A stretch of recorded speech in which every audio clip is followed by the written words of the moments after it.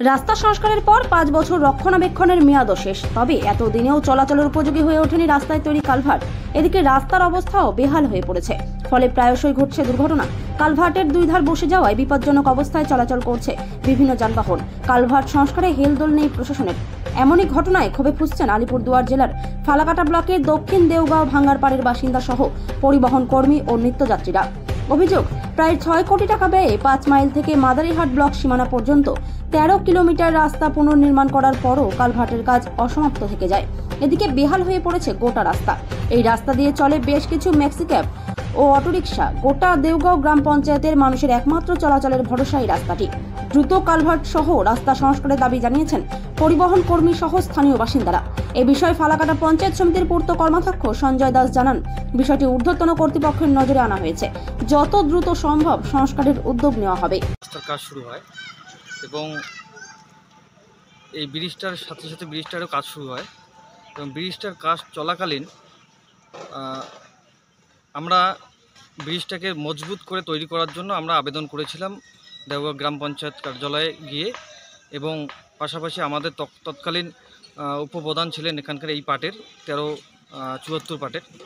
তো আমরা বলেছিলাম এবং তারপরে কাজটা শুরু হয়। হওয়ার পরে কাজটা দীর্ঘদিন চলাকালীন ব্রিজটা তৈরি হওয়ার পর কিছুদিন পরে ব্রিজটার এই সাইডটা ডাউন হয়ে যায়। কিন্তু তখন আমরা কি করি, আবার এখানকার সাধারণ মানুষরা সবাই মিলে আমরা কাজটাকে আটকে দিই এবং আটকে দেওয়ার ফলে উপপ্রধান সাহেব এবং আমাদের দেওগাঁও গ্রাম পঞ্চায়েতের প্রধান সাহেব আসেন, এসে আমাদেরকে আশ্বস্ত করেন যে আমরা কাজটি পুনরায় রিপেয়ারিং করব, আপনারা এখন ছেড়ে দিন, আমরা পরবর্তী কাজটি রিপেয়ারিং করে দেব। কিন্তু আজ পর্যন্ত এখনও রিপেয়ারিং একবারও হয়নি। আমরা অতি দ্রুত এই কাজটির রিপেয়ারিং চাচ্ছি। আমরা খুব এখানকার এই রাস্তা দিয়েই ফালাকাটা থেকে অনেক লোক মাদারি, বীরপাড়া, রাঙ্গালি বাজনা, দেওগাঁর অনেক বাসিন্দা ফালাকাটা যাতায়াত করেন এবং এই রাস্তা দিয়ে আমাদের দেওগাঁ গ্রাম পঞ্চায়েতের প্রধান সাহেবা তিনি কার্যালয়ে যান, তিনিও প্রত্যেক দিন এটা লক্ষ্য করেন এবং বর্তমান উপপ্রধান সাহেব তিনিও এই রাস্তা দিয়ে চলাফেরা করেন এবং এখানকার আমাদের 1374 পার্টের যে পঞ্চায়েত মেম্বার তিনিও এই রাস্তায় এই দিয়ে চলাফেরা করেন, কিন্তু তিনি দেখছেন প্রতি মুহূর্তে তিনি দেখছেন, অথচ কাজটি সংস্কার হচ্ছে না। কি নাম আপনার? আরমান আলী।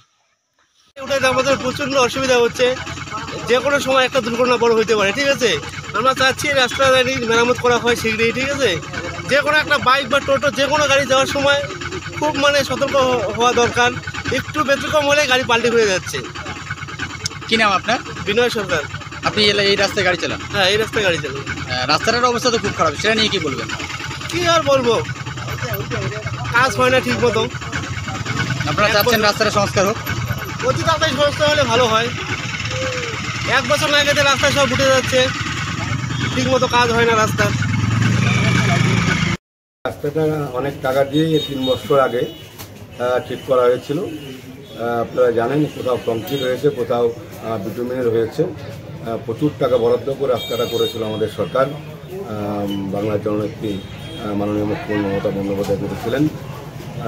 আমরা আশা রাখবো সামনেই যেন খুব তাড়াতাড়ি রাস্তার কাজ হয়, এবং আমরা অলরেডি বিডিও সাহেবকেও জানিয়েছি।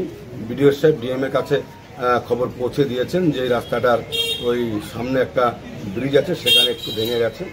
আমরা আশা রাখবো খুব তাড়াতাড়ি রাস্তার সমাধান হবে এবং যেটা ভাঙা আছে সেটা মেরামত হয়ে যাবে। আপনারা জানেন, আমাদের বাংলায় সব জায়গায় রাস্তাঘাট দ্রুতগতিতে কাজ চলছে।